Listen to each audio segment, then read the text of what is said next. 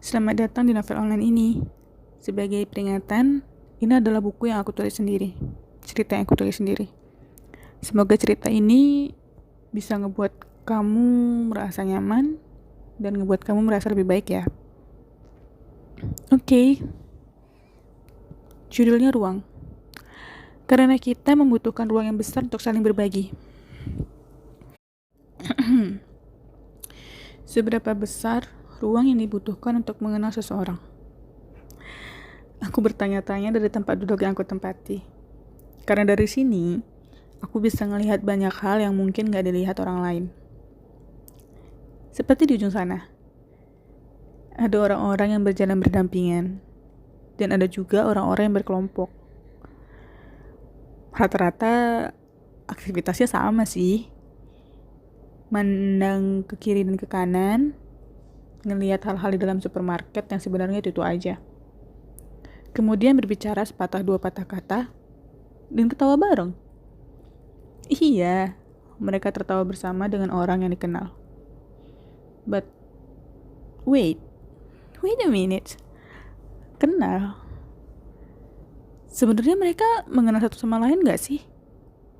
Atau cuma sekedar tahu satu sama lain doang terus hang out? Karena pada dasarnya, menurut aku, mengenal orang lain itu gak segampang itu. Tahu gak? Ketika kita memutuskan untuk mengenal orang lain, maka mau gak mau, kita harus menerima seluruh cerita yang dia bawa. Dari mulai trauma yang dia punya, kesedihan masa lalu, kesakitan, kekosongan. Semua cerita itu akan masuk juga ke dalam hidup kita. Dan semua cerita itu butuh ruang yang besar. Butuh pemakluman yang besar. Karena bisa aja ada dark side di balik cerita itu.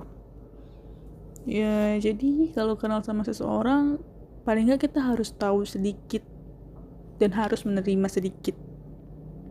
Tahu kan maksudnya? Kalau nggak tahu, ya udah dengerin aja dulu.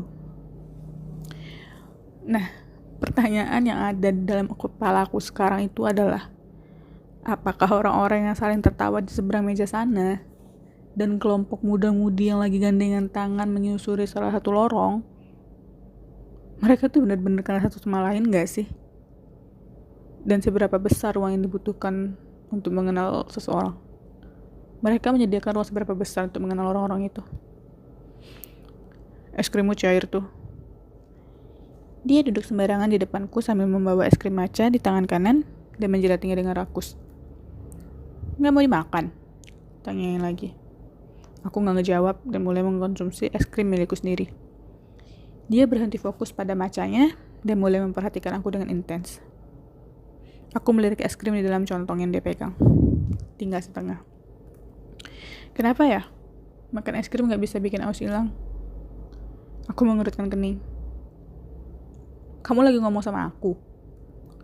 Dia mengangguk. Kenapa? Kita gak kenal hal satu sama lain dan bukan di situasi yang mengharuskan buat saling kenal juga. It's just a random talk? Random talk? What? Random talk? With a strangers you mean? Kira-kira, katanya.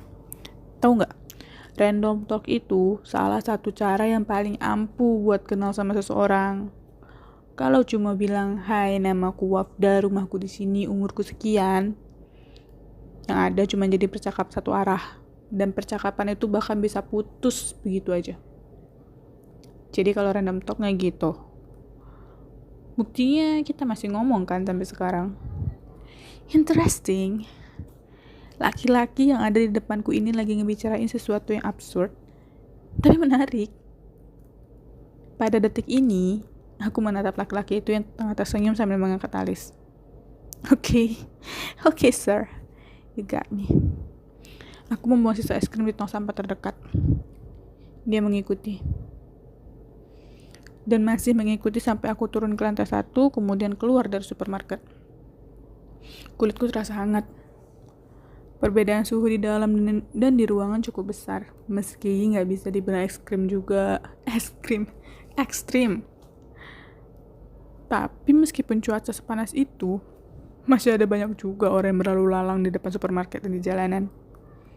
Berjalan dan berkendara dengan berisik. Aku bukan tipe orang yang suka keramaian.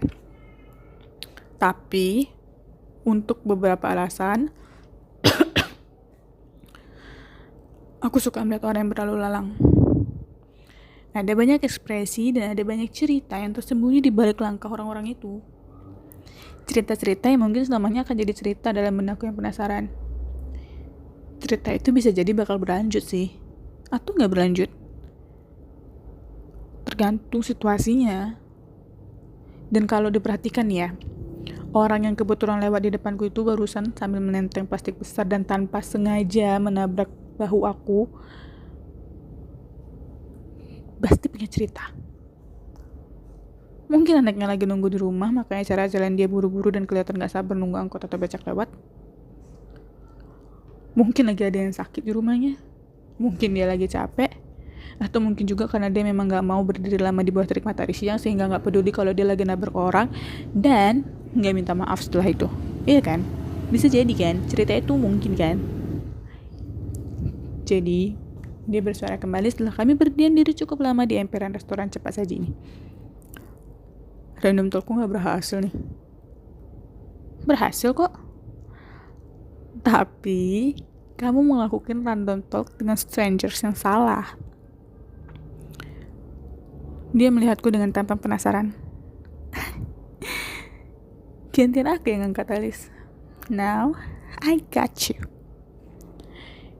Perlu kamu tahu ya, aku ini bukan tipe orang yang mau kenal dengan orang lain gitu aja. Kenapa? Karena butuh ruang yang besar. Ruang? Ya, gimana ya ngejelasinnya? You will see lah. People have to large and must to fit into others people's life. Aku menyetop salah satu angkot yang lewat.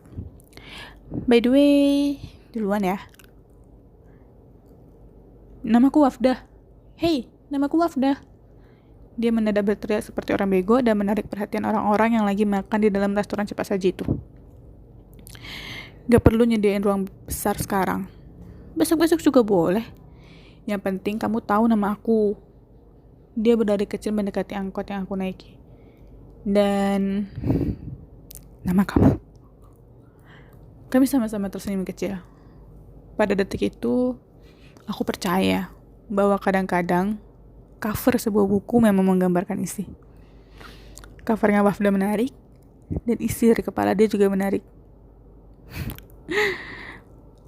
Aku Sloka. Sloka ya? Nama yang bagus. Kami bertatapan sampai si sopir berteriak dan mengatakan bahwa angkot tersebut mau jalan. Aku menarik diri dan kembali duduk di dalam angkot. Dan mendadak Wafda ikut masuk sambil memperlihatkan senyum pepsodil miliknya. Hei, kenapa kamu masuk? Kita searah. Wafda menggeleng tegas. Kamu tahu nama aku dan aku tahu nama kamu.